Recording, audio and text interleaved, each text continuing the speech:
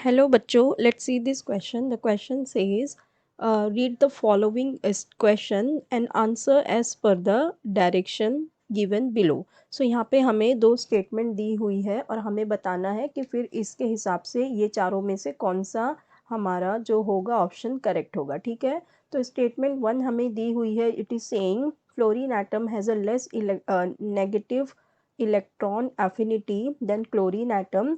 और स्टेटमेंट 2 दी हुई है that additional electrons are repelled more effectively by 3p electrons in chlorine atom than by 2p electrons in fluorine atom. So देखो हमारे पास यहाँ पे इस क्वेश्चन में दो स्टेटमेंट दी हुई है, हमें इस स्टेटमेंट के बारे में बताना है। ठीक है, सो देखो स्टेटमेंट 1 जो दी है वो कह रही है कि जो हमारा फ्लोरीन एटम होता है उसकी जो होती है less negative electron affinity than chlorine atom. ठीक है, so we have to talk about electron affinity. ठीक है, इलेक्ट्रॉन एफिनिटी, सो हमें पता है जैसे जैसे हम डाउन द ग्रुप जाते हैं सो हमारी जो इलेक्ट्रॉन एफिनिटी है वो डिक्रीज़ होती जाती है। ठीक है, डाउन द ग्रुप जाते हैं तो इलेक्ट्रॉन एफिनिटी डिक्रीज़ होती जा रही है, तो हमारे पास पहला फ्लोरीन आता है फिर क्लोरीन आता है। तो इसका मतलब क्या कि जो इलेक्ट्रॉन एफिनिटी है वो फ्लोरीन की ज़्यादा होनी चाहिए, क्योंकि ये तो ऊपर है क्लोरीन नीचे है, लेकिन ऐसा होता नहीं है। ठीक है, क्या होनी चाहिए, फ्लोरीन की इलेक्ट्रॉन एफिनिटी ज़्यादा और क्लोरीन की कम होनी चाहिए, क्योंकि जैसे जैसे हम डाउन द ग्रुप जाएंगे इलेक्ट्रॉन एफिनिटी डिक्रीज़ होती है। लेकिन ऐसा नहीं होता। तो ऐसा क्यों नहीं होता है, क्योंकि देखो हमारा जो फ्लोरीन एटम होता है ये एक बहुत ही स्मॉल साइज्ड एटम है। ठीक है, जो हमारा फ्लोरीन है वो बहुत ही छोटा एटम है एज़ कंपेयर टू क्लोरीन, जो उसके मुकाबले में थोड़ा बड़ा है और लार्ज साइज़ है। ठीक है, सो होता क्या है, अब जो फ्लोरीन एटम है अगर हम इसकी इलेक्ट्रॉनिक कन्फिग्रेशन देखेंगे सो ये कितनी हो जाती है 1s2 2s2 2p 2p5। ठीक है, और अगर हम क्लोरीन की देखें तो ये 17 होती है, तो ये हो जाती है 1s2 2s2 2p6 3s2 and 3p5 हो जाती है। ठीक है, ये हो जाती है 3p5।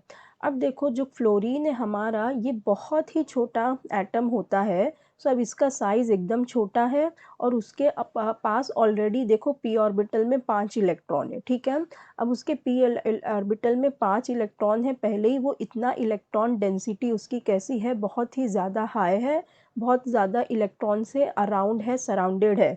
तो ऐसे में अगर हम उसके अंदर एक और इलेक्ट्रॉन डालेंगे तो उसके बीच में तो वो क्या होगा, वो जो इनकमिंग इलेक्ट्रॉन है जो हम इलेक्ट्रॉन डाल रहे हैं उसके और ये जो T2p ऑर्बिटल्स के जो इलेक्ट्रॉन है इनके बीच में क्या होने लगेगा, रिपल्शन होने लगेगा।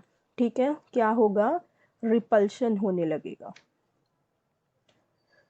Repulsion between the incoming electron, between the incoming electron and the 2p orbital के इलेक्ट्रॉन। ठीक है, सो ये होने लगता है। सो इसकी वजह से जो हमारा फ्लोरीन एटम है इसकी इलेक्ट्रॉन एफिनिटी जो होती है, फ्लोरीन की इलेक्ट्रॉन एफिनिटी वो कम हो जाती है एज़ कंपेयर टू फ्लोरीन की इलेक्ट्रॉन एफिनिटी। क्यों, क्योंकि क्लोरीन का साइज़ बड़ा है।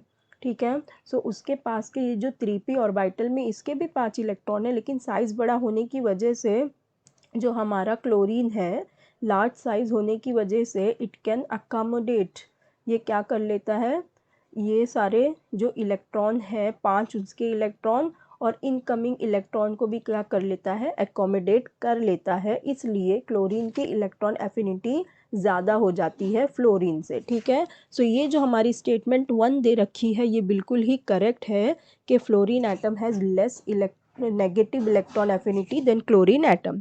अब जो स्टेटमेंट 2 दी हुई है उसमें ये कह रहा है कि additional electrons are repelled more effectively by 3p electrons in chlorine atom than 2p electron in fluorine atom. तो देखो ये स्टेटमेंट तो बिल्कुल ही गलत है, पूरा उल्टा लिखा हुआ है यहाँ पे।